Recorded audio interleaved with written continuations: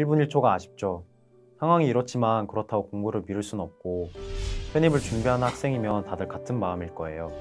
하지만 이런 상황에서 해커스는 공부에 집중할 수 있도록 안전하게 관리해주니 고마웠어요.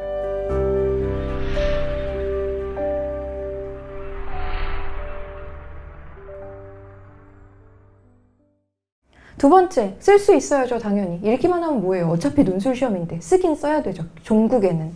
그러나 여기서 제가 무엇을 어떻게 써야 되는가를 어떻게 정리했는지를 꼭 눈으로 지금 사진 찍듯이 기억하셨으면 좋겠어요. 잘 써야 된다, 세련되게 써야 된다, 논리적으로 써야 된다, 창의적으로 써야 된다, 아니고요. 제가 강조하는 건 논술 문제가 원하는 것을 중복되지 않고 누락되지 않게 쓰면 됩니다. 아까 우리가 초반에서 살펴봤던 비교하라는 문제가 나오면 뭐 하면 돼요? 비교가 정확하게 이루어지기만 하면 돼요. 평가하라는 문제가 나오면 어떻게 하면 돼요? 평가가 제시문의 근거에서 이루어지기만 하면 돼요. 여러분들에게 어떤 새로운 상상력을 요구하지 않는다. 그 다음에 보통 논술 문제 한 세트에는 두 문제가 걸려 있는데 대학 입장에서 생각해 보세요. 대학 입장에서는 이 두 문제를 출제하고 채점하는 과정 자체가 다 뭐예요? 돈이죠. 비용이죠. 이해되실까요?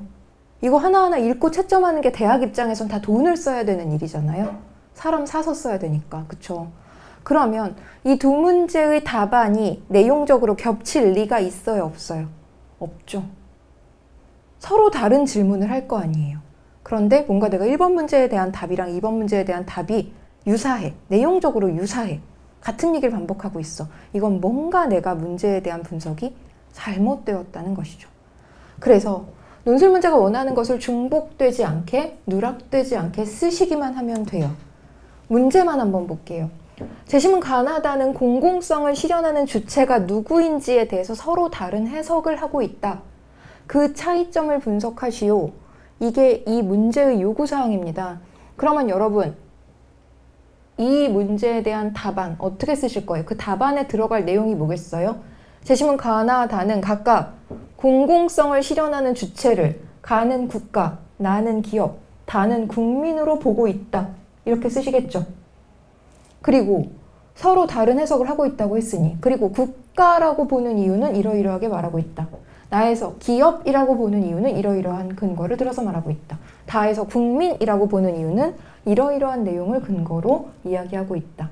이게 이 문제가 요구하는 전부입니다.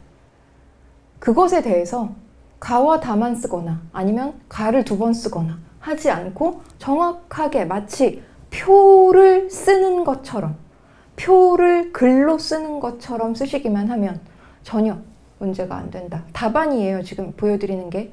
각각의 제시문들은 공공성을 실현하는 주체를 정부, 시민사회, 개인으로 제시하고 있다. 제시문 가는 정부를 주체라고 주장한다. 제시문 나는 뭐라고 주장한다. 제시문 다는 뭐라고 주장한다. 그런데 가와 나는 어떤 점에서 차이가 있고 그와 반면에 가와 다는 어떤 점에서 그 차이가 있다. 이렇게만 쓰시면 된다라는 것이죠. 어렵게 보여요. 왜 어려워요? 논술 시험은 절대로 만만한 시험은 아니니까요. 그러나 여러분들이 생각하는 그 어려움이 아니라는 거예요. 뭔가 어떤 창작의 고통하고는 전혀 상관이 없는 지점이라는 겁니다.